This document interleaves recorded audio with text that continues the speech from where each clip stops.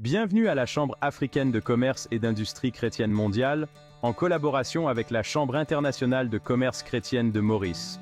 Notre devise, connecter, renforcer et prospérer. Nous sommes là pour créer un pont entre la foi et le commerce, en réunissant des entrepreneurs et des professionnels chrétiens de tous horizons. Chez AGCCCI, nous croyons que votre foi peut être le fondement de votre succès. Grâce à des connexions puissantes et un soutien indéfectible, nous vous donnons les moyens de prospérer sur le marché. Imaginez une communauté où vos valeurs sont célébrées et vos objectifs commerciaux atteints. Rejoignez-nous dans ce voyage inspirant, alors que nous partageons des histoires, des idées et des stratégies pour vous aider à grandir spirituellement et professionnellement. Ensemble, nous pouvons créer un marché florissant qui honore Dieu et qui a un impact sur le monde. Alors, qu'attendez-vous? Connectez-vous avec nous dès aujourd'hui, renforcez-vous et prospérez comme jamais auparavant. Transformons nos entreprises, nos communautés et notre pays, un pas de foi à la fois. Bienvenue sur le podcast vidéo de l'AGCCCI. Connectons-nous, renforçons-nous et prospérons ensemble. Bonsoir Président, comment vous allez? Ça va, un peu fatigué, mais ça Tu choisis? J'ai pas compris? Je vais très bien. Je suis un peu fatigué, mais ça va. Ça fait des longues journées et je vais bien. Que le Seigneur vous fortifie, Président. Amen, amen. Moi, je viens de sortir d'une réunion de conseil d'administration d'une société transnationale d'électricité. Ouais. Donc, il y avait la réunion du conseil d'administration et puis l'assemblée générale ordinaire des actionnaires. Donc, voilà. Vous m'entendez toujours? Oui, c'est bon, je t'entends. Allô? Je t'entends. Le son est correct, c'est bon.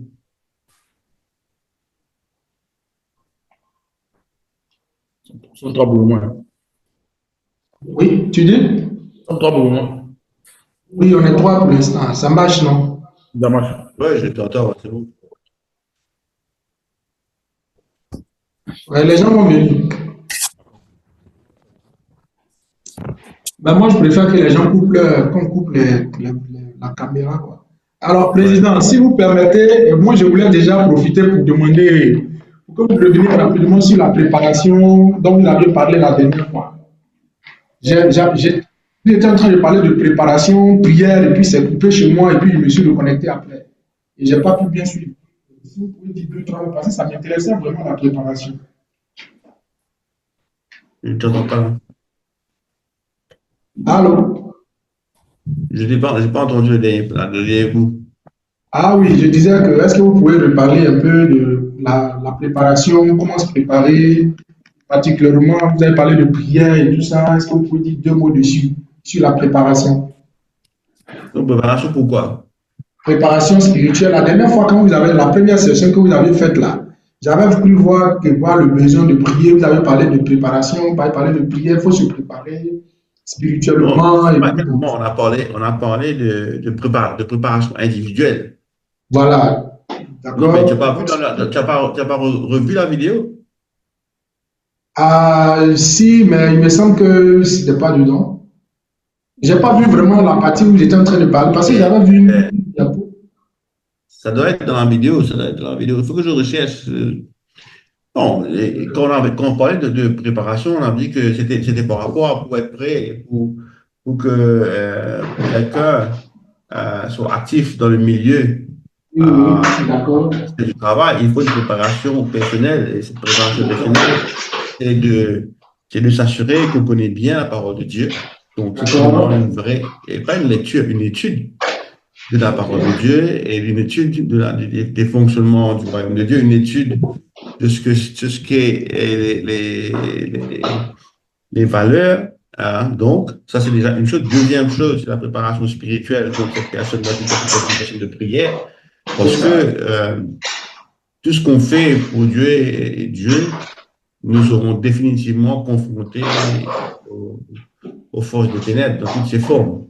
Donc, cette préparation spirituelle demande de temps de jeûne, de temps de retraite, de temps de mise à part, de prier, de chercher, de passer du temps avec Dieu aussi, à l'écoute de Dieu. Non pas seulement de prier, on a une façon où on prie, on a une liste de choses qu'on veut dire. Donc, pas trop ce genre de choses. Des fois, on veut juste causer. Non, ne pas juste causer avec Dieu. Il faut pouvoir attendre et écouter. Une des choses qui manque le plus, c'est l'écoute de ce que Dieu dit. Et il faudrait cette pratique. Et troisième, c'est aussi la préparation spirituelle de relations avec les autres. Donc, ça demande qu'on soit fort. Et la seule façon d'être fort en Christ, c'est la parole. La foi via ce que l'on entend. Ce que l'on entend, c'est la parole de Dieu. Donc, la parole de Dieu est primordiale, la lecture de la parole, la méditation de la parole. Et puis, deuxième, c'est bien sûr la consécration par rapport à la parole que l'on a entendue. Et après, une vie personnelle de disciple là, une vie personnelle de discipline aussi, qui veille à ce qu'on ait du temps pour cela. Donc, tout ça, c'est ce que je faisais référence à préparer. Si. Ça me convient. Il faut aussi, de notre côté, pour ne pas être débalancé, la préparation professionnelle. Donc, quand on est dans le milieu professionnel, il faut exceller. On n'a pas de choix. Si on veut être de l'avant, il faut exceller. On ne peut pas faire un travail à demi. Donc, il dit que dans n'importe quel domaine que je suis, il faut que je sois qualifié. Il faut que je sois au top, au summum de mes capacités. Donc, cela me demandera aussi des formations professionnelles, des qualifications professionnelles. Et puis, autre chose aussi, nous devrions avoir des formations additionnelles, ce qu'on appelle skills en anglais. Donc, façon façon de parler, de communiquer, toutes ces choses qui font de nous un outil que le Seigneur peut utiliser dans le milieu du travail et qui sera complémenté par les dons spirituels que nous avons. L'exemple simple, c'est que quelqu'un ne connaît pas quel est le don spirituel dont il a, c'est un handicap parce que comment pourra-t-il mettre au service des autres dont il ne sait même pas s'il a le don? Exemple simple, c'est quelqu'un, il a le don de guérison, par exemple, comme c'est mentionné dans la parole de Dieu, the gift of healing. Alors, s'il ne sait pas, et que dans son bureau, au de travail, il y a quelqu'un qui est malade et qui ne trouve pas de résultat auprès des médecins, en étant ignorant de cette capacité et de que le don de guérison se manifeste à travers lui, il ne priera pas. Il ne s'approchera pas de la personne. Mais si quelqu'un sait que je sais que le don de guérison se manifeste à travers moi, donc quand il entend quelqu'un qui est malade, etc., il va se mettre en avant du Seigneur, voici, je vais servir cette personne à travers le don que tu m'as donné et je mettrai ça et à prier. Donc il y a toute cette préparation-là qu'il faut, préparation spirituelle définitivement, parce que c'est le ministère du Travail, celui du travail qui demande des capacités spirituelles, et cette capacité nous vient de Dieu. Et s'il n'y a pas cette relation avec Dieu, non, ça ne passera pas. Ce sera nos efforts personnels, et nous savons que nos efforts, nous sommes faibles. Nous avons des limites dans ce que nous pouvons entreprendre, et ce sera un échec. D'accord. Donc, je comprends que c'est une préparation à 360 degrés, une préparation dans tous les sens, en fait. Oui, ouais. Préparation quand on parle de marketplace ministry, donc le ministère en milieu de travail, on comprend que ce n'est pas uniquement parler de Jésus ou prêcher l'évangile. Non. C'est le vécu même de la parole, avec des gens, des relations, tout en étant excellent dans ce que nous faisons professionnellement. Donc, du coup, il faut être prêt, il faut se former professionnellement et il faut se former spirituellement. Et donc, ça, c'est une nécessité. Personne ne pourra se dire, je me lance dans le ministère au milieu de travail sans formation spirituelle.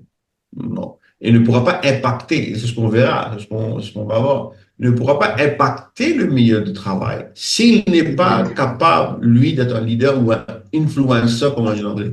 Donc, celui qui peut influencer, c'est quelqu'un qui a fait ses preuves et qui a une dynamique et qui peut, qui peut affronter les épreuves, peu importe qui que ce soit, et qui en sont la tête haute avec des solutions et des directions. C'est celui qui peut prendre au coup les situations et les mener. C'est cette personne-là qui sera un influenceur. Et si c'est un problème au niveau de travail professionnel, peu importe quel métier, il doit se distinguer dans sa capacité de surmonter les épreuves, les obstacles et de venir avec des stratégies, tout ça. C'est l'excellence professionnelle. Cette excellence professionnelle, on l'acquit non seulement spirituellement, mais surtout au niveau d'apprentissage, de formation professionnelle. Il faut aller à l'école, il faut apprendre, il faut prendre des certifications, il faut tout ça. C'est ce qui donne des preuves que nous sommes compétents, mais travail. Et en étant compétent, on peut obtenir des positions d'influence. Là, on peut, avec l'aide de Dieu, avec des dons spirituels, les deux ensemble, ben, on aura un impact définitif. Great. Satisfied. Donc, ça, c'est ce dont on avait parlé la dernière fois pour tout ce qui est préparation. Quand des fois, on oublie un peu voilà quoi. On ne veut pas. De toute façon, c'est pareil. C'est pareil. Paul, dans sa lettre, il dit très clairement qu'un pasteur ou un responsable d'église ne doit pas être nouveau. Pourquoi? Parce que quand on regarde les critères qu'on demande, il faut qu'il soit prêt spirituellement. Il faut qu'il soit formé spirituellement. Et dans la parole aussi, parce que le principal travail du pasteur, c'est de prendre soin des brebis, mais c'est aussi d'enseigner la sainte doctrine qui n'est non compromise et qui est solide, qui solidifie, qui affirme les autres. Donc, s'il n'est pas formé par rapport à la parole de Dieu, s'il n'est pas formé à l'enseignement, il ne peut pas prendre charge de cela. Donc, cette formation est primordiale. Et c'est pareil pour dans le milieu du travail. Donc, il faut se dire, ah, le Seigneur m'aidera. Non, mon gars, tu vas apprendre et tu vas te certifier comme tout le monde. Donc, si tu as la grâce d'intelligence que Dieu te donne et de la sagesse, c'est très bien. D'ailleurs, c'est un plus pour nous. Et c'est pour cela qu'on peut exceller. S'il y a des formations, on prend des formations avec la sagesse que donne le Saint-Esprit, avec l'aide que donne l'intelligence que donne le Saint-Esprit. On peut ainsi exceller dans ce que nous faisons et se retrouver dans des positions d'influence.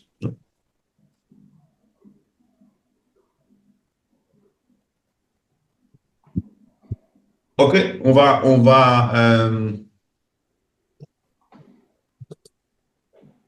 Président, il y a quelqu'un qui veut se connecter par partir de son téléphone, mais il dit qu'il n'a pas l'idée de la réunion. Bon, comme moi, je me suis connecté sans passer par lui. Il n'a qu'à faire le lien. Voilà, il dit, voilà, je lui ai donné, mais il dit qu'il a des difficultés pour se connecter à partir de son téléphone. D'accord, c'est pas Il se grave. connecte sur le téléphone sur le lien. Donc, il est rentré là. Il y a un sixième qui est rentré. Si. Ouais. Super. OK. En tout cas, merci pour cette partie sur la préparation. Là, je crois que c'était vraiment important. J'avais raté ça. Merci pour le faire. OK. Donc, il est déjà. Commençons. Donc, Oui, on peut commencer. Hein. Donc, bonsoir à tous. Bienvenue pour cette deuxième session de rattrapage dû aux problèmes techniques que nous avons eu la semaine dernière. Donc, on va rentrer dans le vif du sujet. Donc, on parle cette session, c'est de former le chrétien. Le thème, c'est le chrétien professionnel et on couvre plusieurs sessions. Aujourd'hui, on va couvrir c'est quoi les 7 sphères d'influence dont j'ai parlé la semaine dernière comme introduction. Donc, on va couvrir tout cela. Donc, avant de continuer, je vais faire un petit résumé de la première session que nous avons eue. On avait parlé d'expliquer c'est quoi le ministère en milieu de travail, communément appelé en anglais Marketplace Ministry. Donc, c'est intégrer notre foi, notre croyance et notre travail, notre milieu professionnel. Donc, il n'y a pas de ségrégation entre ma vie professionnelle et ma vie. Parfois, non, c'est une seule chose. Et on emmène notre foi dans le milieu du travail, dans le milieu professionnel pour impacter et influencer ce milieu et ainsi emmener la parole de Dieu, les valeurs de Dieu et le salut dans ce lieu de travail. Donc, c'est aussi une occasion incroyable de démontrer les valeurs chrétiennes. Nous connaissons cette loi. Tu aimeras ton Seigneur, ton Dieu, et puis tu aimeras ton prochain comme toi-même. C'est cela que repose la loi et les prophètes. Donc, dans ce milieu de travail qui est complexe, qui est difficile, qui est compétitif, et qui ne fait pas de cadeau, on emmène les valeurs de Christ, d'aimer, dans ce milieu de travail. Et c'est là où nous arrivons à influencer, à impacter, parce qu'il y a beaucoup de dommages qui sont créés, beaucoup de vies qui sont gâchées. Il y a beaucoup de drames à cause de ce milieu de travail. La vie professionnelle est directement liée à notre vie et notre capacité économique. Donc, les composants clés pour un ministère, je dirais, à succès ou bien positif, qui peut emmener des résultats, il faut pouvoir être une influence dans le milieu du travail. Il faut pouvoir se mettre au service des autres selon les Écritures, selon les valeurs chrétiennes. Et il faut pouvoir être un témoin de Christ dans notre comportement, dans la façon que nous abordons les différentes situations, contextes, problèmes qu'on rencontre à tous les jours dans le milieu du travail. Donc, c'est ce qui dénote un peu, c'est ce qui explique un peu c'est quoi ce ministère au milieu du travail. Au fur et à mesure que nous allons progresser dans les sessions, on rentrera dans des plus en profondeur dans les sujets. Un des sujets que je vais prendre bien, que j'aimerais bien prendre, c'est le ministère au milieu de travail en tant qu'employeur ou en tant que patron ou de propriétaire de business, comme on dit, businessman. Donc, si je suis la tête, le CEO, et je suis un chrétien, comment est-ce que je gère ma société et comment est-ce que je gère mes employés dans ce ministère du travail? Donc, on verra ça. Mais pour aujourd'hui, thème très important, c'est comprendre, on parle d'influence, comprendre les sphères d'influence. Quelle est l'importance de ce sphère d'influence? Donc, il faut comprendre. Et ce que je vais faire, c'est essayer de vous expliquer les rôles et l'impact que chaque sphère a dans la société. Si on veut impacter une société, si on veut impacter une communauté, il y a 7 colonnes, 7 sphères dont nous devons être présents et être influents. Donc, cette session d'aujourd'hui, c'est d'expliquer c'est quoi ces sphères, quel est l'impact et l'importance, et comment est-ce que nous, en tant que chrétiens, on peut être des acteurs principaux, des acteurs à effet dans ces milieux, dans ces sphères, afin de pouvoir amener un changement et avoir l'effet que Dieu veut que nous ayons. Donc, ce sera le but. Quelles sont les 7 sphères? Il n'y a pas, il n'y a pas d'ordre chronologique, mais ce sont les sphères. Okay? Bien sûr, le premier, c'est la famille. Le deuxième, c'est ce qu'on appelle la religion ou la foi. Troisième, c'est les médias. Le quatrième, c'est le monde des affaires, ce qu'on appelle le business. Et puis, le cinquième, c'est l'éducation. Sixième, c'est le gouvernement et la politique. Et puis, le septième, c'est l'art et le divertissement. Donc, déjà, vous voyez que ces 7 sphères, c'est là où l'individu se retrouve tout le temps.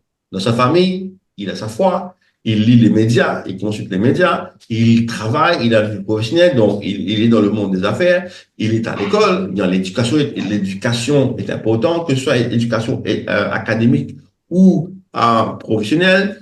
Il est sous la loi, donc il habite dans un endroit, un pays qui est sous un gouvernement et qui est dirigé politiquement. Et aussi, pour se détendre, il a recours à l'art et au divertissement. Donc, ce sont les sphères qui forment une société et ce sont les colonnes qui supportent toute société ou communauté.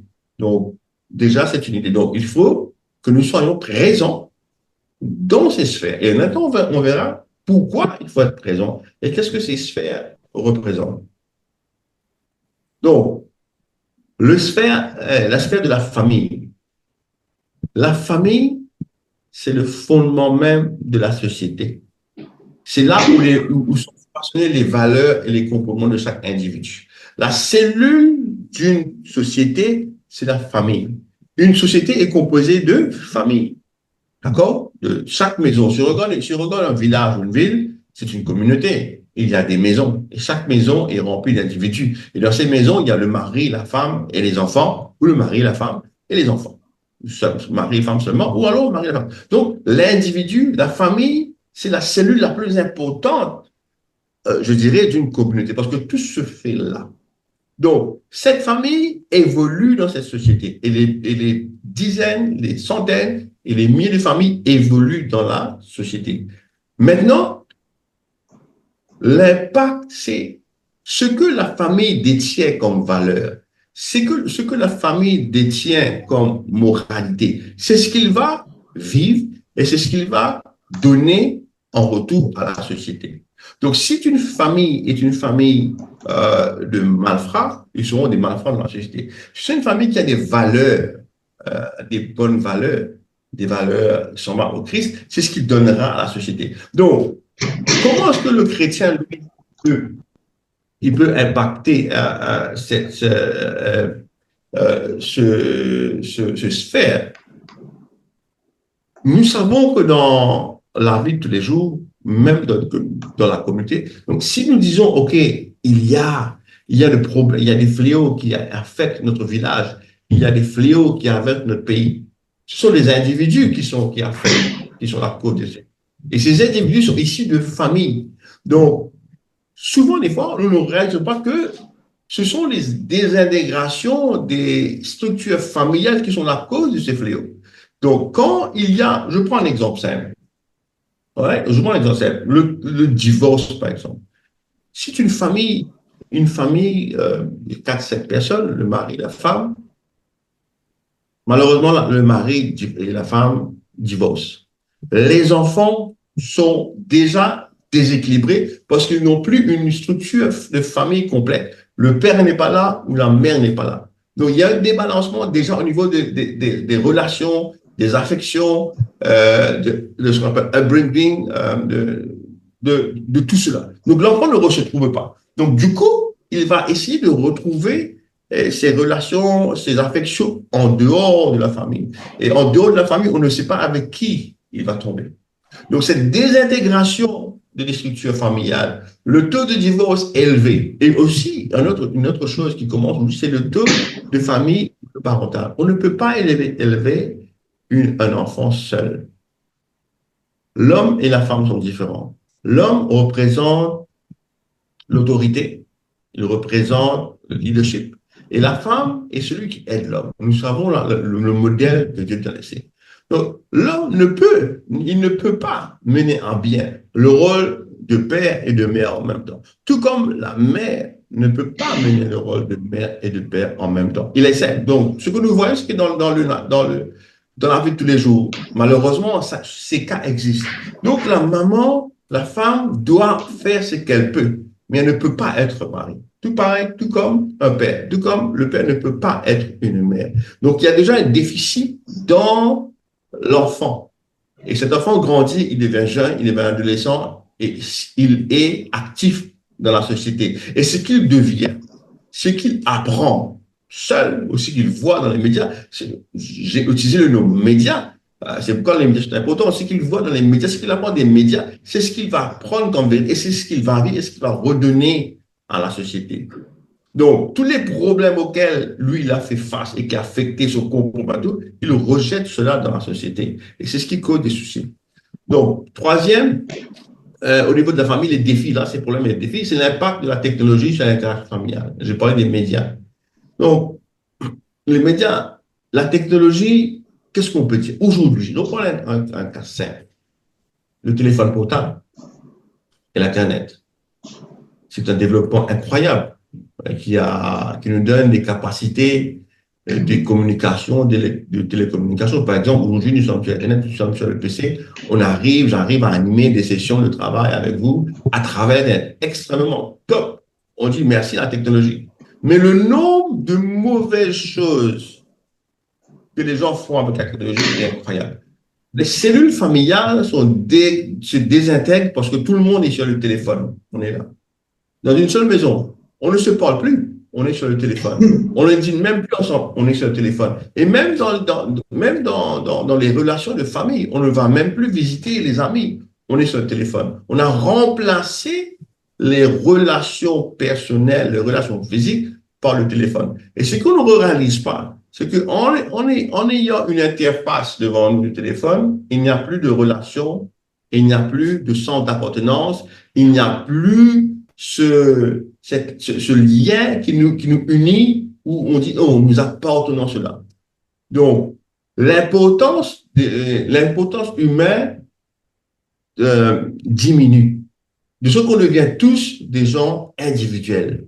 On est connecté à l'informatique ou à la technologie, mais ne connecté à aucun humain. Donc, c'est un gros problème au niveau de la famille. Donc, une des choses que le chrétien doit faire, c'est d'avoir une influence chrétienne sur la construction de la famille, de ce qu'une famille doit être. Donc, qu'est-ce qu'on devrait faire? On devrait pouvoir promouvoir les valeurs familiales bibliques. Nous connaissons très bien ce que Dieu a initié comme famille. Un homme, une femme et ses enfants. Aujourd'hui, la cellule familiale est sous attaque. Où on dit, un homme et un homme peuvent avoir des enfants, ils peuvent former une famille. Une femme et une femme peuvent former une famille.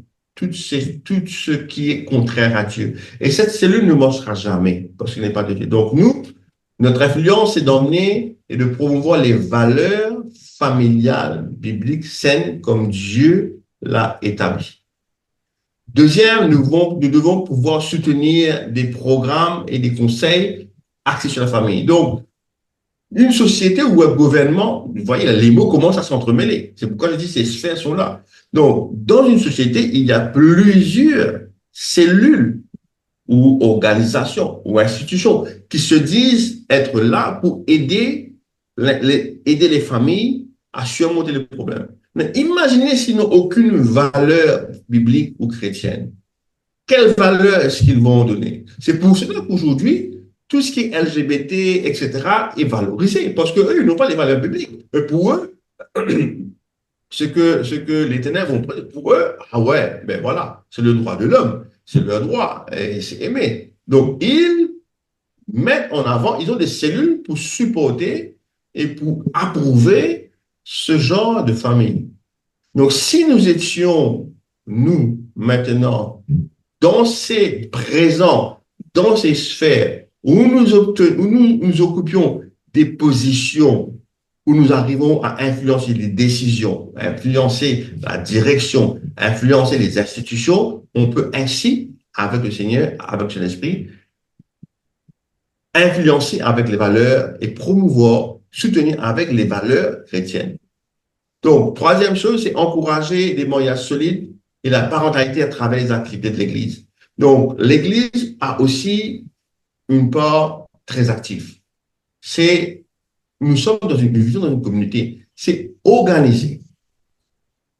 Organiser des formations, organiser des workshops, des webinaires qui forment la famille, qui aident les familles à surmonter les épreuves, qui aident les familles à se restructurer selon la parole de Dieu. Donc, non seulement, maintenant dans le lieu de travail, nous devrions avoir une cellule à l'écoute de la famille, à l'écoute de l'individu par rapport au problème de famille. Parce que notre écoute et notre engagement, nos conseils, notre support, notre accompagnement viendra de l'influence biblique, donc de l'influence de Dieu pour ce qu'il a pour la famille. Donc, il y a beaucoup dans les grosses entreprises des supports à l'individu et de support à la famille. Mais qui sont ces gens qui sont à la tête de ces institutions ou ces supports? Il faudrait que ce soyons nous les chrétiens parce que nous avons le blueprint, nous avons le plan que Dieu a établi pour la famille. Donc, ça, c'est le sphère de la famille. Deuxième sphère, c'est la religion. Quel est le rôle et l'impact de la religion sur une société, sur une communauté, sur un pays? Donc, la religion fournit une orientation morale et éthique. Nous le savons. La parole de Dieu est remplie de morale. Il est rempli d'éthique d'ailleurs. Quand nous lisons le livre que ce soit les Lévitiques, Deutéronome, etc. Dieu donne comment, des instructions, comment est-ce que cette communauté doit vivre. C'est de la religion que viennent ces instructions. C'est Dieu qui donne cette instruction. C'est Dieu qui donne ces instructions. Vous savez que j'avais fait une recherche que the human rights, le droit de l'homme, la source, c'est les Hébreux quand ils étaient en exil. Donc les lois, ils ont rompu dessus pour après évoluer. Donc, c'est la religion aussi, à travers la communauté, le rassemblement de l'Église, le rassemblement religieux, qui crée un sentiment de communauté d'appartenance. Nous appartenons à cette communauté, nous appartenons à cette Église locale. Et quand nous sommes ensemble, nous savons comment vivre. Donc, la religion a ce rôle important. Maintenant, quels sont les problèmes et les défis par rapport à la religion? Malheureusement, au sein même de la foi chrétienne, il y a un déclin de la fréquentation des églises. Quand je dis des églises, ce n'est pas le bâtiment, c'est les communautés. Nous savons très bien que dans le livre des Hébreux, il dit « N'abandonnez pas vos assemblées comme certains ont commencé. Okay? » Et nous savons aussi que la parole de Dieu nous met en garde qu'il y aura une grande apostasie dans les derniers temps. Une apostasie, ça concerne ceux qui avaient la foi, qui malheureusement, ils s'éloignent de la foi. Aujourd'hui, il y a aussi increase. Il y a de plus en plus d'intolérance religieuse et de conflits. Les pasteurs qui tuent chez les pasteurs, les prophètes qui tuent chez les autres, les chrétiens qui s'entre-déchirent entre eux, les worship leaders. Il y a cette déchirure. Il ne faut pas se voir. Ces choses arrivent. Et ça crée un débalancement, une déstabilisation à ce niveau. Et de plus en plus, on voit qu'il y a une sécularisation de la société. Donc, quand on parle de religion, nous sommes les chrétiens, mais nous ne sommes pas seuls, il y a d'autres religions. Et nous avons, par exemple, la croissance de l'islam. Il y a une croissance au niveau de ceux qui se convertissent à l'islam. Il y a une croissance au niveau de ceux qui recherchent la spiritualité, mais ils ne le trouvent pas chez les chrétiens à cause des conflits, à cause de la mauvaise image qu'on rejette. Donc, ils se tournent vers vers d'autres formes de spiritualité.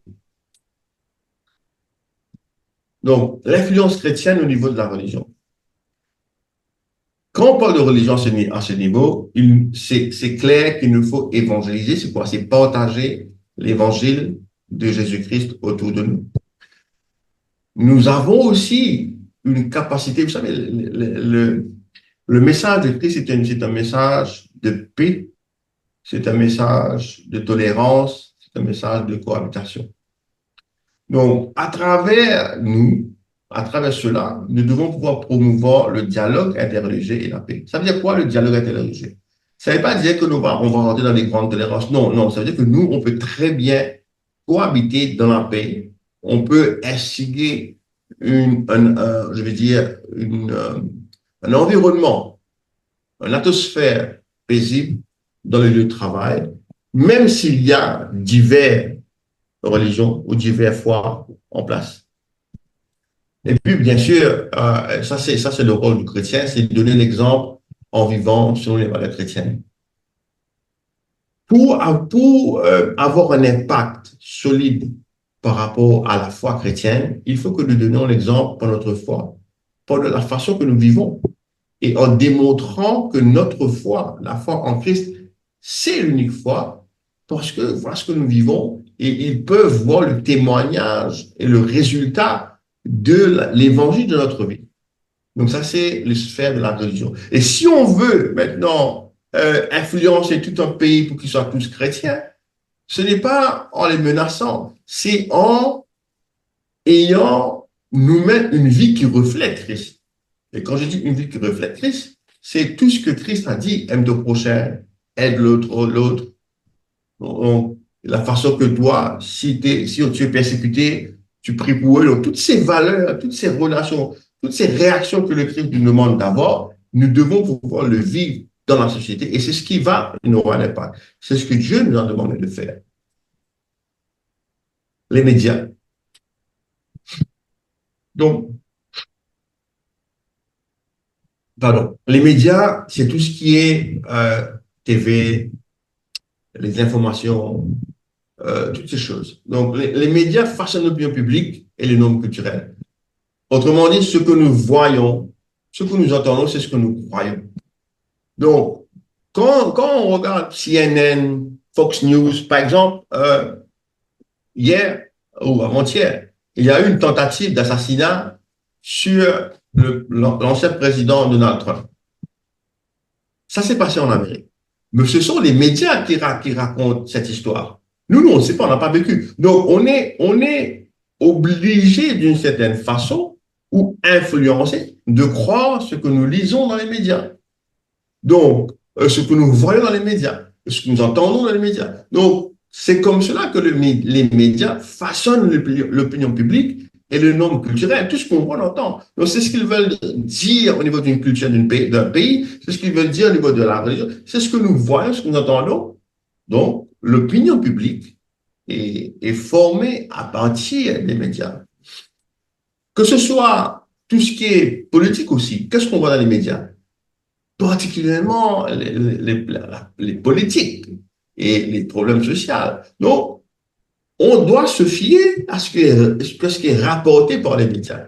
Et comme on se fie de ce qui est rapporté par les médias, cela va affecter ce que nous croyons, cela va affecter notre manière de penser, cela va affecter ce que nous aimons, ce que nous rejetons, cela va affecter nos décisions politiques, cela va affecter nos décisions sociales, cela va affecter nos décisions culturelles. Donc, cela a un impact terrible sur nous. Donc, c'est pourquoi la sphère du média est importante. Donc, quels sont les problèmes, les défis qu'on rencontre au niveau des médias? Il y a un billet et une désinformation incroyable. Je pense que nous avons tous entendu parler de fake news. On ne sait plus si ce que nous entendons est vrai ou faux. Si je reprends l'exemple de Donald Trump, qu'est-ce qu'on dit aujourd'hui? Qu'est-ce qu'on entend aujourd'hui? Oh, c'est une machination. It is an inside job. Il y a une partie qui parle de conflit. L'autre partie dit que c'est quelque chose qui a été fait par Donald Trump lui-même afin qu'il puisse gagner plus de votes. Théorie de conflit, théorie de complot, théorie de conflit, théorie ici, théorie là-bas. Donc, ça se dit que, oh non, je l'ai lu aussi. C'est possiblement les gars qui ne veulent pas, les gars de Biden qui ne veulent pas que Trump soit élu, qui ont décidé de l'assassiner, quoi. Comme ça, il ne sera plus en cours parce que sa popularité monte. D'autres qui disent, non, c'est Trump qui a fait. Parce que en sautant de là comme un héros, on sait, voilà, l'héroïsme a un impact sur le mouvement, sur les gens, sur ce qu'ils perçoivent, ben, ils voteront plus. Déjà, cet événement est plus en faveur de Trump. Donc, nous avons ce problème des informations. On ne sait plus quoi croire. On ne sait plus quoi croire. Donc, ce qui nous concerne directement, il y a une représentation négative du christianisme et de nos valeurs morales. On parle d'islamophobe. Si on dit quelque chose sur l'islam, on nous traite d'islamophobe. Mais on peut dire quoi? On dit n'importe quoi sur le christianisme. Les médias ne vont jamais défendre le christianisme, mais ils vont défendre toutes les religions. Donc, il y a une représentation négative. Donc, nos valeurs sont exposées comme étant des mauvaises choses qui vont à l'encontre du développement personnel, qui vont à l'encontre du développement de l'individu, qui vont à l'encontre du développement du progrès de la société. Donc, ce qui fait que dans les médias actuellement, nous sommes très mal représentés. Imaginez maintenant l'impact et l'influence que cela a sur le monde en entier, sur les gens en entier, sur le public en entier. Quand on nous portrait comme des gens qui sont intolérants, qui ne comprennent pas les autres, l'opinion publique est que les chrétiens n'ont pas leur place dans ce monde. Et ils sont persécutés à cause de cela. Donc, il y a une très grande représentation négative par rapport à ce que le christianisme est. Donc, et nous voyons dans les médias aussi qu'il y a une suraccentuation du sensationnalisme. Qu'est-ce qu'on voit dans les médias? Oh mon Dieu. Donc, quand je parle des médias, là, c'est ce qu'on voit en ligne, ce sont ce qu'on appelle social networks, TikTok, Instagram, tout cela. Tous ces médias par lesquels nous recevons des informations et des updates, comme on dit à tous les jours. Ces informations, on ne peut plus, on ne sait pas s'ils sont vrais ou pas. Et il y a, oh mon Dieu, autrefois, une chose terrible, c'est que dès que quelque chose arrive, il y a une vidéo, il y a quelqu'un qui a filmé, et cette vidéo est accentuée.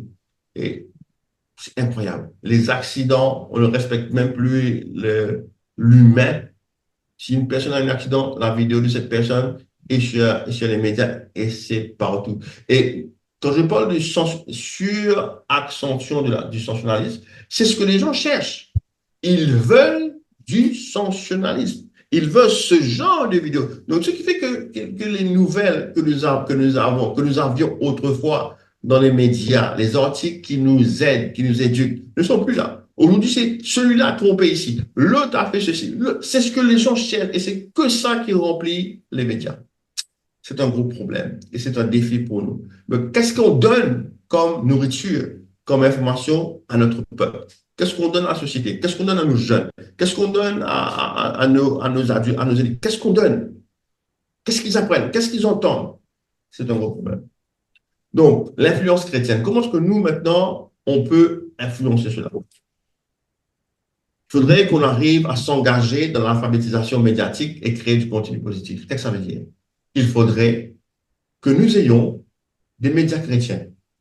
Aussi simple. Quand je parle de médias chrétiens, ça veut dire que il faudrait que ce soit des chrétiens qui ont des valeurs bibliques et chrétiennes, qui est la vérité, qui est la transparence, qui est l'intégrité, afin que nous puissions créer du contenu positif, afin que nous arrivions à retransmettre et à donner les nouvelles telles qu'elles sont, afin que nous puissions aussi diminuer, filtrer tout ce qui est mauvais et présenter des choses constructives et non des choses qui vont créer de la division, etc., dans ces médias.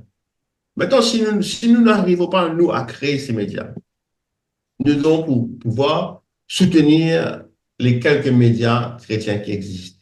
Il y a d'autres chrétiens, il y a quelques-uns. Il y a Christ, il y a qui sont en ligne, il y a qui sont en écrit, en imprimé, il y a différents.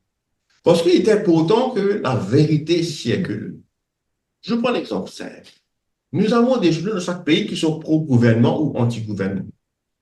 Donc, s'ils n'aiment pas le gouvernement, ils vont écrire et publier toutes choses pour discréditer ces gouvernements, même mentir. S'ils sont pro-gouvernement, ils vont dire plusieurs choses, même mentir, afin d'influencer. Quel est le jeu? Influencer l'opinion publique en jouant, même trichant, en mentant, n'importe quoi. Si nous avions des médias chrétiens, nous dirions les choses telles qu'elles sont. Nous n'avons pas à prendre parti. Vous comprenez? Nous n'avons pas à prendre parti. Nous serons intègres. Malheureusement, aujourd'hui, il est très difficile que les journaux ou que la presse soient libres ou, je dirais, impartiale. Mais c'est le challenge. Et l'influence chrétienne, c'est là que nous pouvons emmener cette influence. Une personne qui est en Christ, qui connaît, pas de favoritisme, pas de mensonge, de la transparence, de l'intégrité, ce sera un impact incroyable chez les médias. Bien sûr, je viens de parler, plaider pour un journalisme éthique. Tout ce qui se fait aujourd'hui, il y a un manque d'éthique et de valeur morale incroyable. Donc, un chrétien qui travaille dans les médias, par exemple, qui est un journaliste, il a ses valeurs et il fera son travail correctement, malgré les épreuves et les difficultés. Il fera ce travail et ce qu'il donnera comme contenu, ce sera du contenu sur lequel on peut avoir confiance, ce sera du vrai reportage, et c'est ce qui va influencer l'opinion publique. Donc ça, c'est le sphère des médias. Oh, maintenant, le monde des affaires. Le monde des affaires, c'est ce qui est, je dirais, qui a le plus gros impact sur la société parce qu'il touche l'économie, il touche l'argent. Donc, la sphère des affaires stimule la croissance économique et la création d'emplois. Et il influence le niveau de vie. L'argent nous fait vivre. Rien n'est gratuit dans ce monde, tout s'achète. Et pour acheter, il faut travailler, il faut avoir de l'argent, et pour avoir de l'argent, il faut travailler.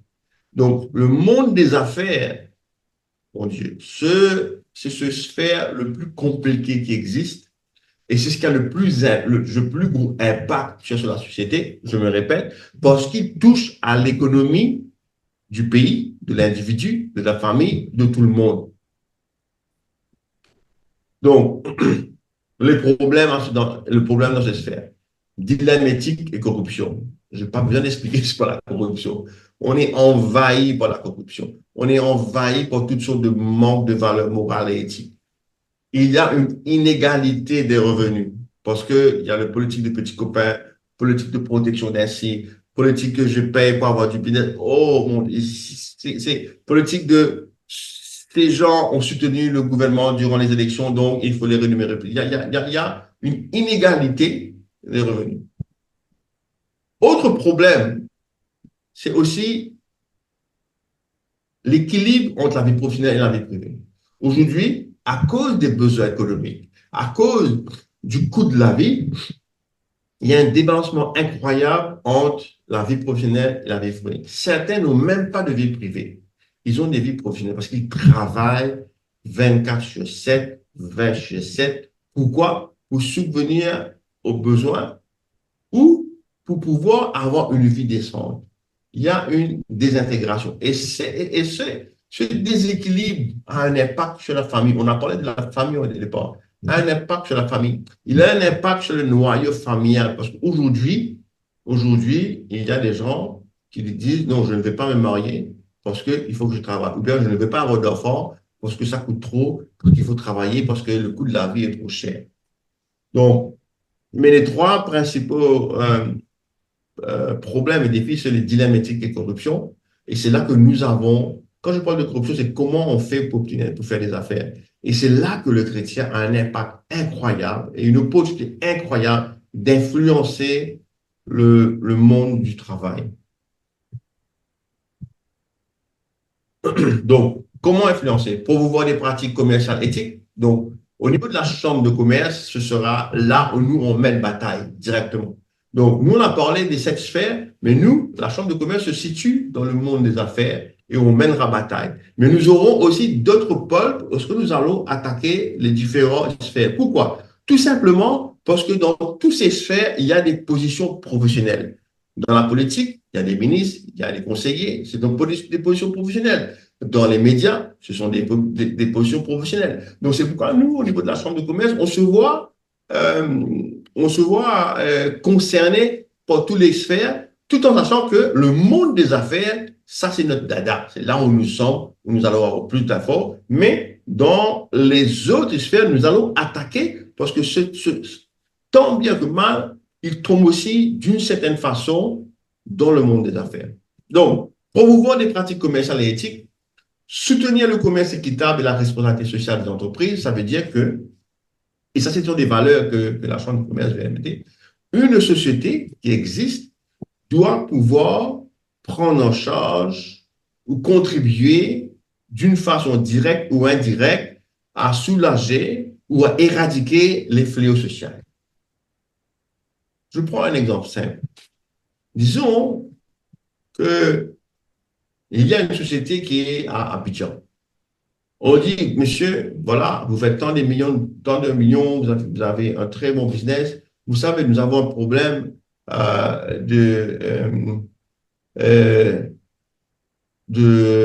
comment on dit ça en unemployment. En anglais, on dit ça? Chômage.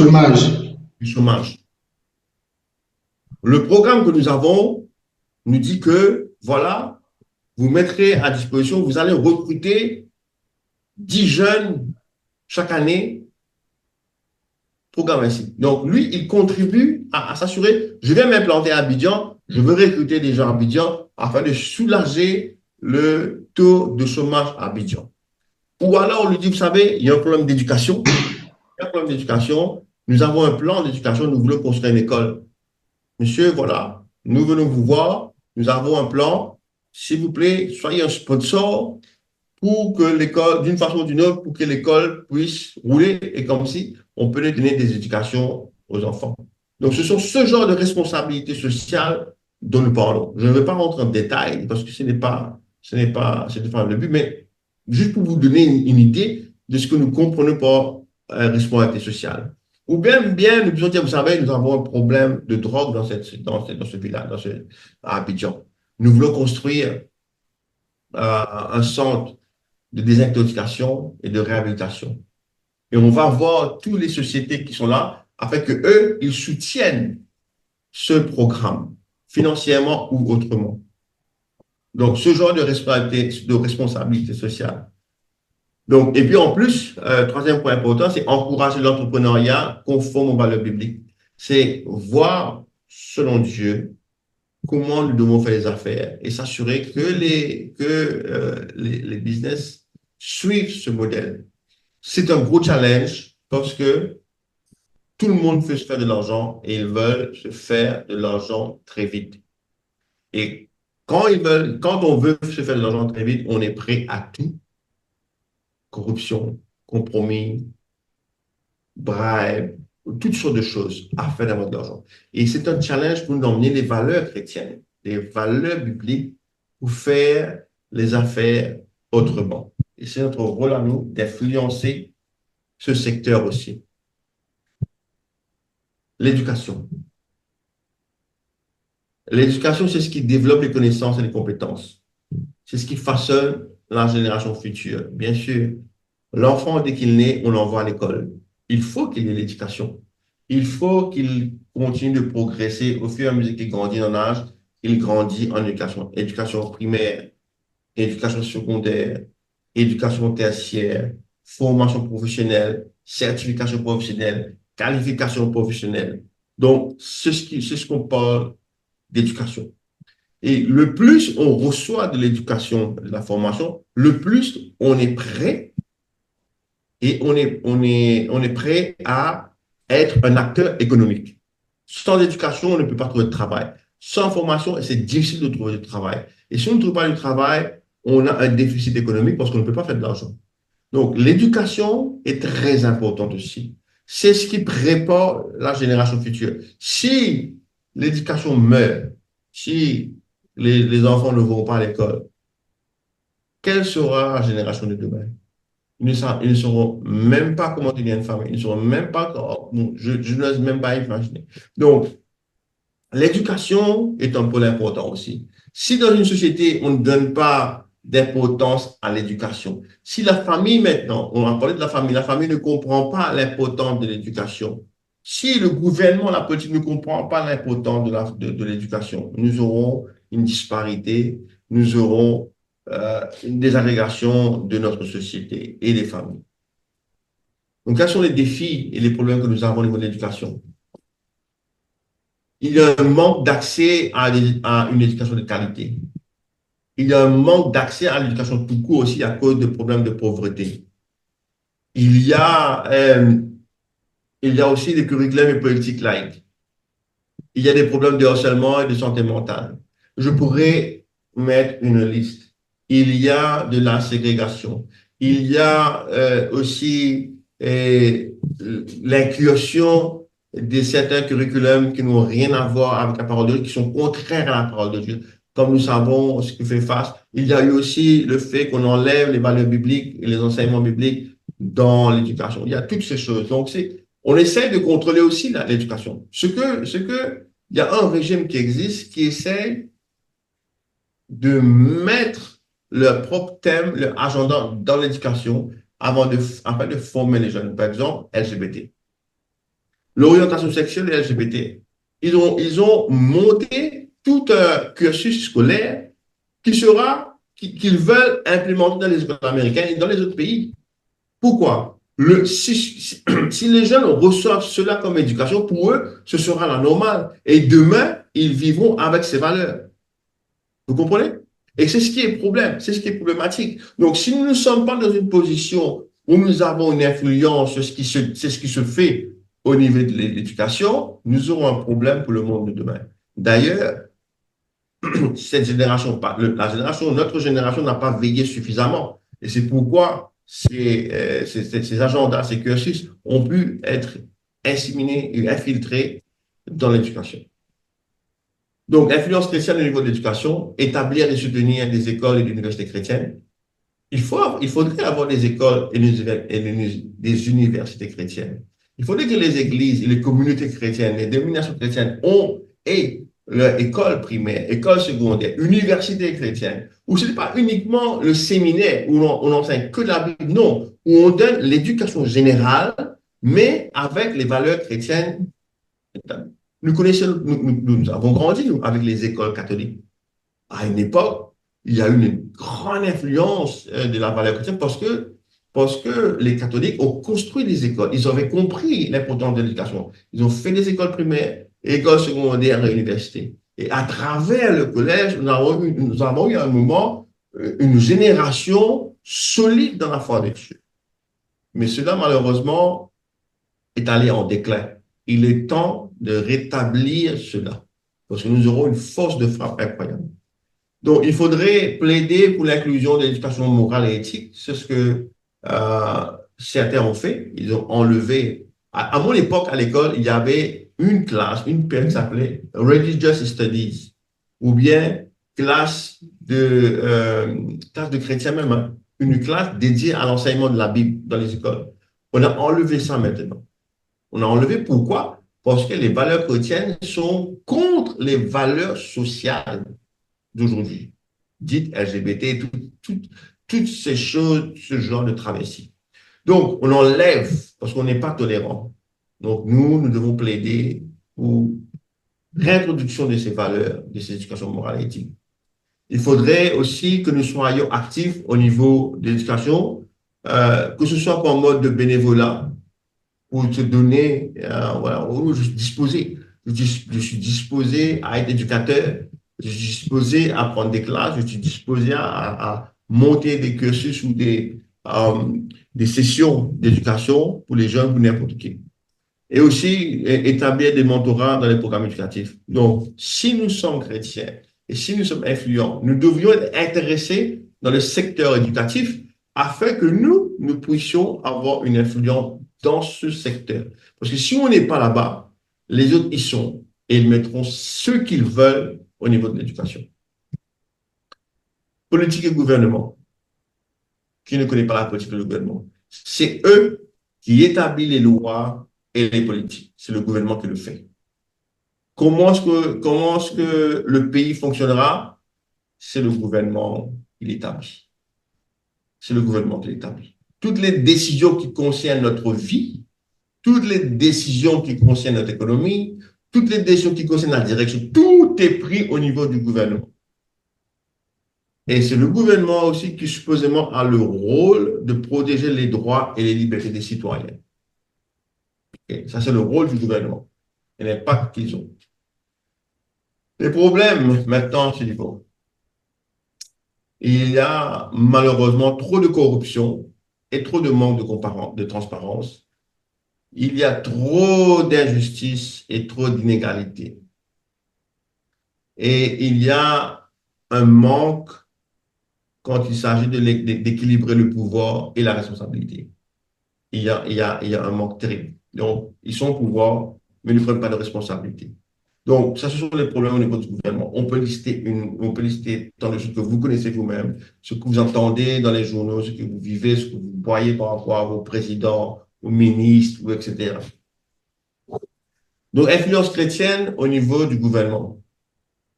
Et ça, c'est un cheval de bataille. Nous devons participer à la politique, au service public. Le chrétien ne veut pas se cacher dans l'église. Il faut que nous soyons engagés politiquement. Il faut que nous soyons dans le gouvernement pour avoir une influence chrétienne dans le gouvernement. Si nous ne sommes pas, on ne peut pas blâmer le gouvernement. Si les chrétiens ne sont pas dans le gouvernement, si le chrétien n'est pas dans la politique, comment est-ce qu'on peut impacter les décisions politiques et gouvernementales si on n'y est pas? Si on n'est pas comme consultant, si on n'est pas comme secrétaire, si on n'est pas ministre, comment est-ce qu'on peut prendre des décisions et affecter tout ce qui est monde politique et gouvernement si on se dissocie complètement de tout ce qui est politique? On ne se peut pas. Le roi David était un politicien. Le roi Salomon était un politicien. Tous les rois, quand on dit la parole, ils étaient des politiciens. Parce que la politique, c'est ce qui gère la communauté ou le pays. Ils sont responsables de cela. C'est ce qu'on appelle la politique et le gouvernement. C'est gouverner, prendre soin du pays. C'est gouverner, on doit être là-dedans. Donc, il faudrait qu'on arrive à plaider pour des politiques qui reflètent les valeurs chrétiennes. Donc, la parole nous demande de prier et d'intercéder pour nos responsables. On doit le faire, mais on doit aussi être présent. On doit aussi pouvoir prendre position et s'intéresser à la politique et être présent à différents niveaux, comme nous le pouvons. Et puis, j'ai dit, il faut prier pour soutenir les dirigeants juste. Il ne faut pas que nous ayons peur de donner nos voix et nos observations et nos opinions politiques.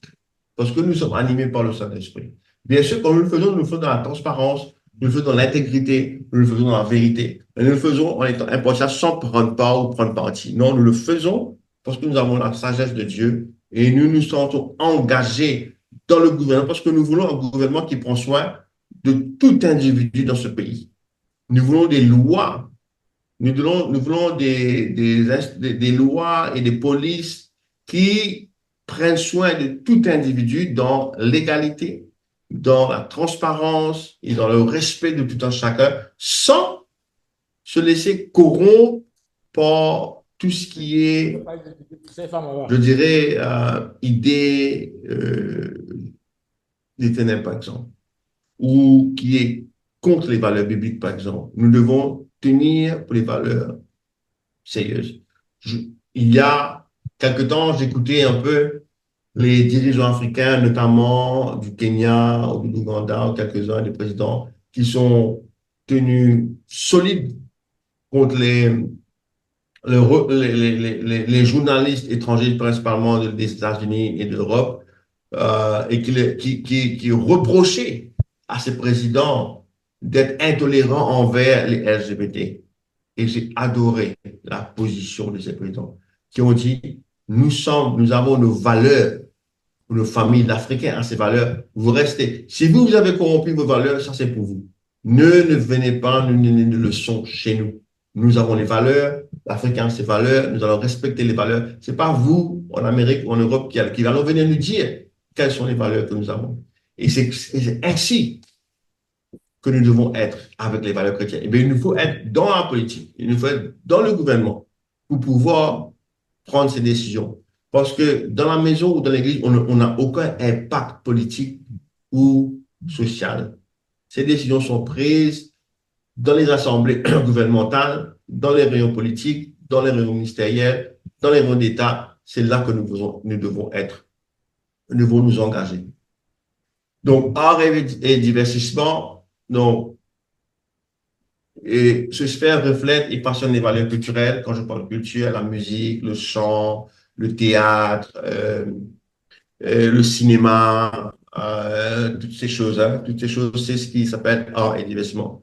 Donc, il fournit aussi, l'art et le divertissement fournit aussi une plateforme pour l'expression de la créativité. Nous le savons, l'art et le divertissement, les défis.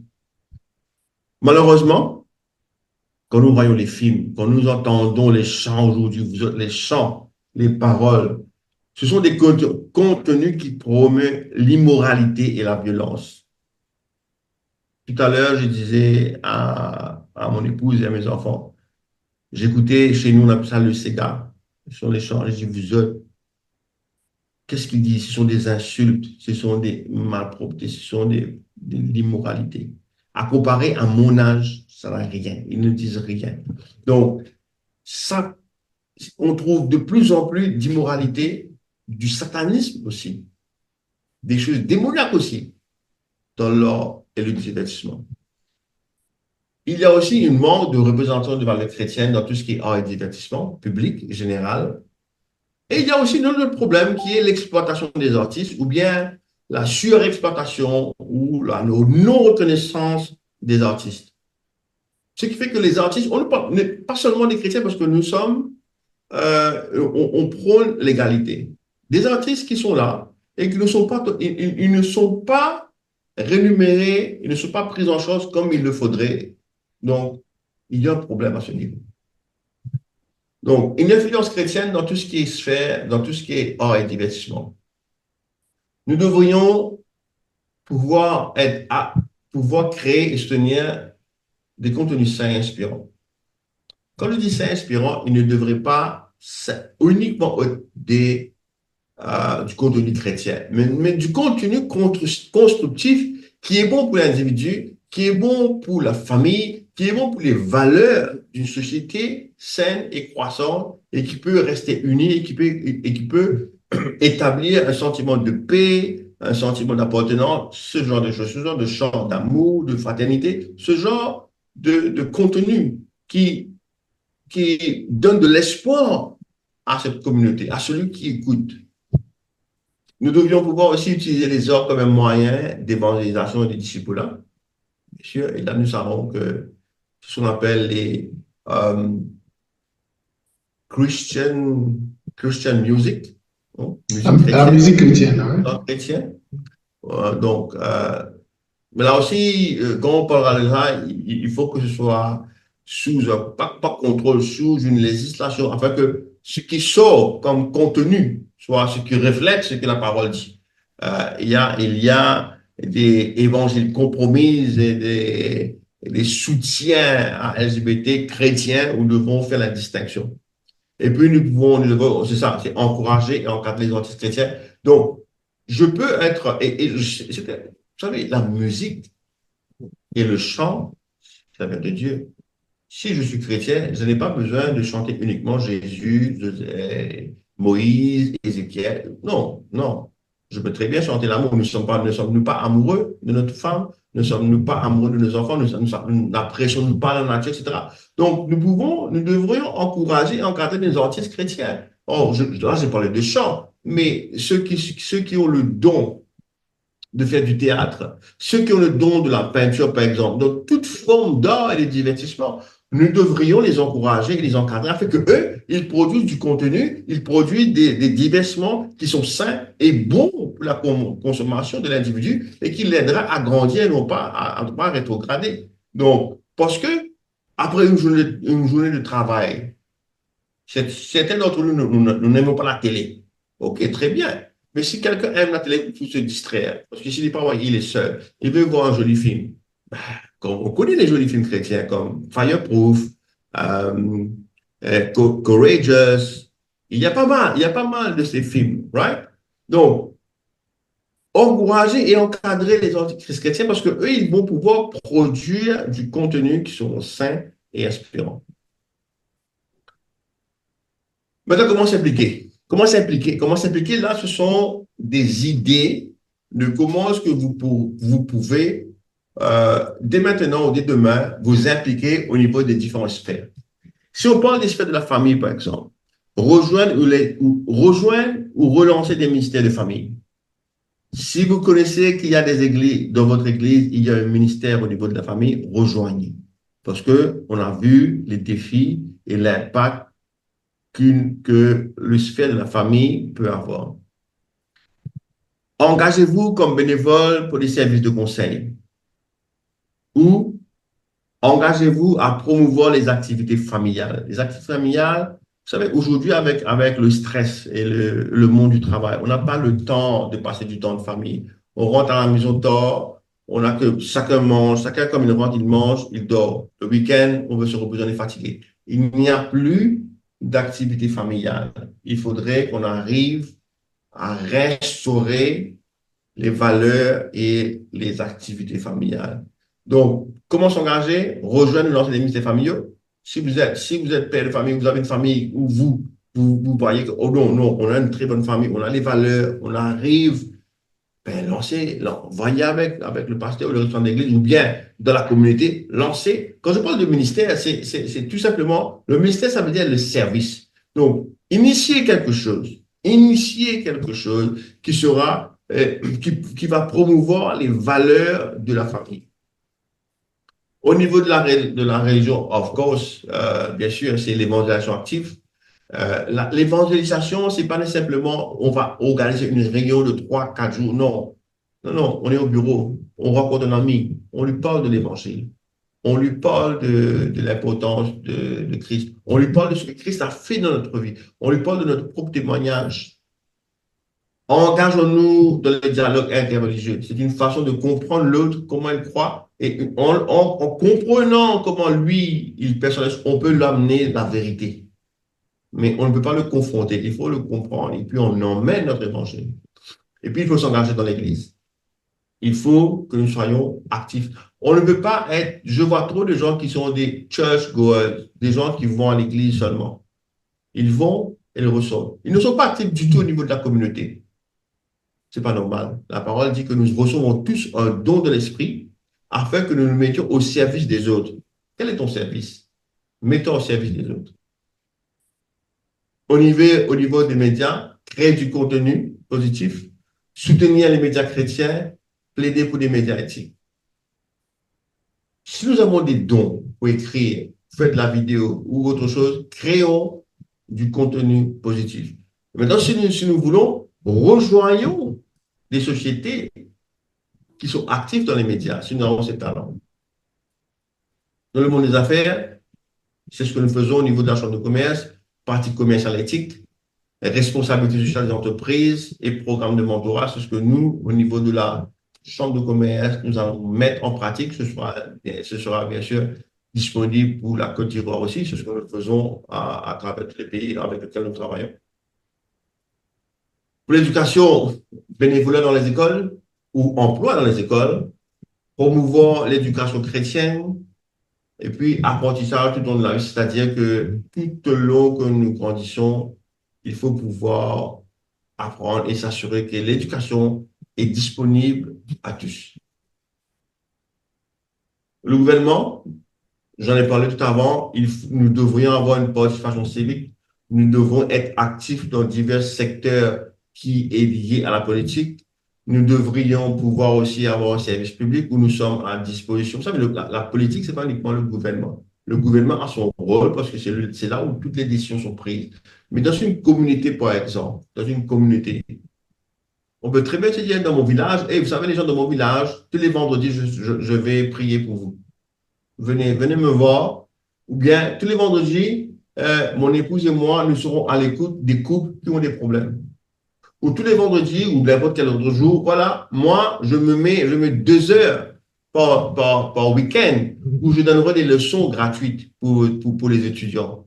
Où je serai à l'écoute, je mets un système d'écoute pour les jeunes qui ont un problème. Vos jeunes ont des problèmes, je suis à l'écoute pour les jeunes en problème, en des bénévolats. Donc, c'est ce qu'on peut faire à plusieurs niveaux. Donc, hors investissement, on en a parlé, je vais passer dessus. Donc, soutenir les artistes, créer du contenu, etc. Donc, voilà. Ça, c'était par rapport à comprendre ce qu'on allait se faire. What's next? Ce qui est très important maintenant pour la suite, identifier votre sphère. C'est-à-dire, dans votre vie professionnelle ou votre vie privée, où sentez-vous que vous avez le plus d'aptitude, de capacité, de connaissance, d'affinition pour être actif dans cette sphère? Une fois que vous avez pu identifier cette sphère, vous dites, OK, oh, moi, la famille m'intéresse, je veux être actif à ce niveau. Moi, les médias m'intéressent, je vais être actif à ce niveau. Donc, identifier votre sphère, définir des objectifs. C'est-à-dire, il ne faut pas juste dire, oh, la famille m'intéresse après un mois, la famille m'intéresse après une année, la famille m'intéresse, on n'a rien fait. Non. Définir des objectifs, ce qu'on veut faire, comment est-ce qu'on veut être au service. Et après, troisièmement, se connecter avec les autres. Le réseautage est très important. Le réseautage est très important. Donc, se mettre en contact avec les autres qui ont les mêmes idées, les mêmes affinitions et qui veulent s'engager. Et à ce moment-là, on peut faire un travail. Donc, engagement continu, et c'est quelque chose que j'ai mentionné la semaine dernière, que je mentionnais juste au début de cette session, prière et étude continue. Nous devons avoir ce qu'on appelle des partenaires de responsabilité, accountability. Et nous devons avoir une évaluation personnelle régulière. Parce qu'il est primordial que nous soyons formés professionnellement et spirituellement. Et là, j'ajoute socialement, si nous voulons être engagés dans ces sphères, parce qu'il y a un volet social où nous nous mettons au service de la société, des individus, des familles qui seront appelés dans les différentes sphères, qui ont besoin de conseils. Il faudra que nous ayons des formations pour cela aussi. Donc, appel à l'action, faites le premier pas, partagez votre parcours et soutenez-vous mutuellement. Donc, il est vrai que quand on regarde tout cela, ça paraît compliqué, ça paraît, je ne dirais pas lourd, mais difficile. Mais le Seigneur est avec nous. Nous devons être audacieux, n'ayons peur de rien. Nous devons faire confiance à Dieu et nous devons aller en dehors et influencer le monde. C'est à nous qui avons la lumière. C'est à nous qui nous avons la connaissance de Christ. Nous avons les valeurs bibliques, nous avons la vérité. C'est à nous d'influencer le monde. Ce qui se passe, c'est que nous laissons les autres qui sont dans les ténèbres influencer le monde. Il y a des âmes à sauver. Il y a des choses encore à faire. Le Christ n'est pas encore arrivé. Donc, travaillons, soyons actifs dans les différentes sphères que nous voyons que je suis OK dans ces sphères. Ceci m'intéresse et m'attire. Soyons actifs, participons. Ne restons pas seulement à la maison. Ne restons pas seulement dans les quatre murs de l'église. Soyons actifs, soyez encouragés et n'ayez pas peur quand le Seigneur est avec nous. Donc, je m'arrête là et c'est 1 heure, c'est bon, très bien. Est-ce que vous avez des questions à ce niveau? Est-ce que ce que j'ai partagé a été d'intérêt? Bon, est-ce qu'il y a des gens qui veulent répondre? Bonsoir à tous. Quelqu'un veut-il prendre la parole? Réagir à chaud à ce que le président vient de dire? Monsieur Toussaint Dédé, est-ce que vous êtes avec nous? Vous allumez votre micro et puis vous parlez. Est-ce qu'on m'entend? Vous m'entendez? Oui, je vous entends, je vous entends. Oui, on entend. Ok.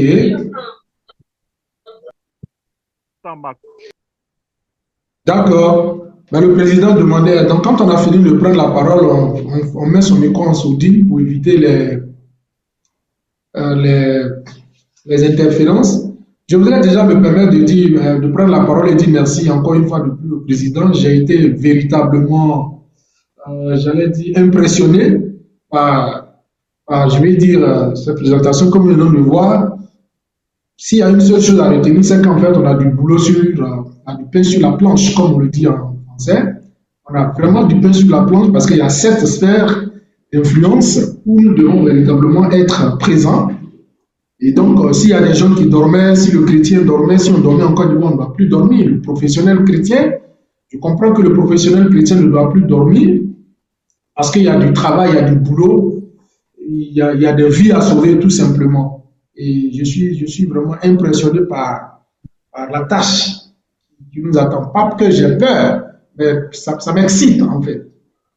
De savoir qu'on a mais il a dit quelque chose de très important. Ce n'est pas juste de rester là dans les idées ou dans les émotions ou dans l'inaction. Si on veut rejoindre une sphère, si on veut influencer une sphère, il faut avoir des objectifs clairs, des objectifs définis, des stratégies assorties de plans d'action. Il faut poser des actions concrètes. Pas seulement rester seulement dans les wishful thinking ou des vœux pieux. Donc, en tout cas, merci encore une fois de plus, Président. Je donne la parole à qui veut la prendre.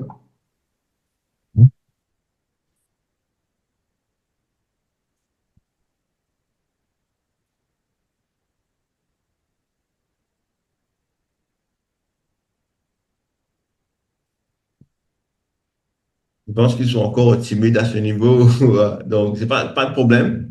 Nous sommes encore à la phase d'information, bien sûr.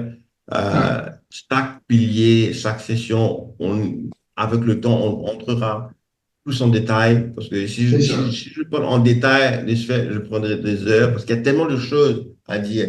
Mais ces premières sessions sont des sessions d'information où j'expose un peu ce qu'il en est, afin que vous commenciez à comprendre que le travail que Dieu nous demande, ce n'est pas uniquement le travail de l'Église. Donc, en dehors de l'Église, il y a tellement de choses à faire. Nous avons été tranquilles ou dormants trop longtemps. C'est comme cela que nous n'avons pas pris position et que le monde est comme il est. Mais Dieu nous réveille aujourd'hui. Dieu nous a réveillés. Dieu m'a donné la dire, réveille-toi, réveille-toi. Je viens bientôt. Il faut que le travail soit fait et que nous arrivions à toucher les cœurs qui crient. Et comme j'avais dit la semaine dernière, il y a des gens qui ne viendront pas à l'église.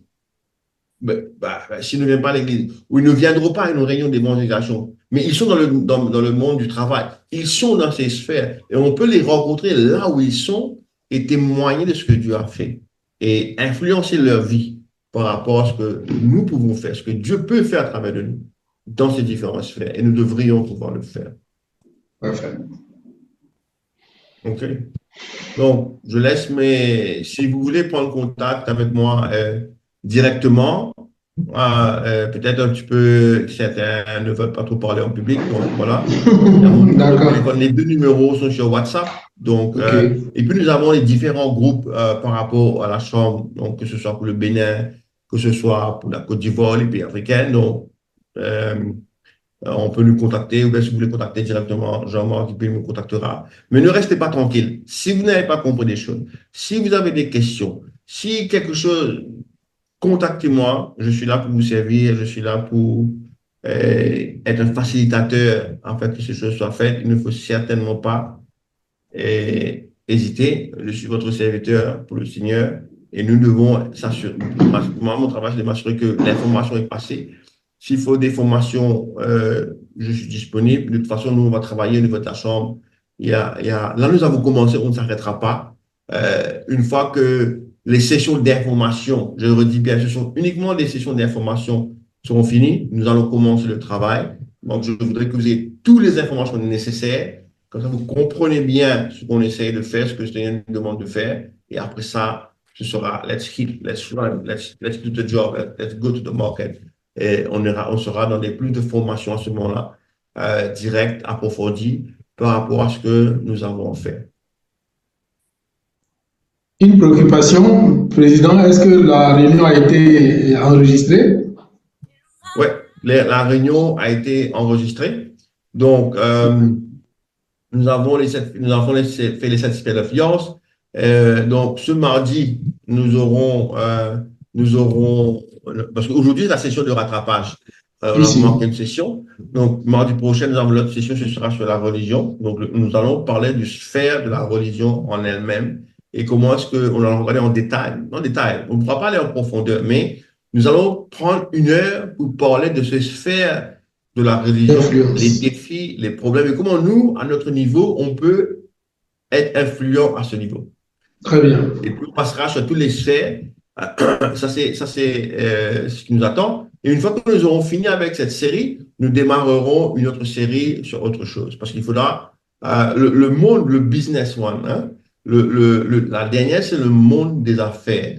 Quand nous allons finir le monde des affaires, on va reprendre sur le monde des affaires parce que je vais aller en détail par rapport au chrétien professionnel. Parce que le chrétien professionnel, il peut être un entrepreneur, il peut être un employé, il peut être beaucoup de choses. On passera du temps à ce moment-là dans le monde du travail. Comment dans la sphère du travail, comment influencer ce sphère, parce que c'est une sphère très importante, comme je l'ai mentionné avant.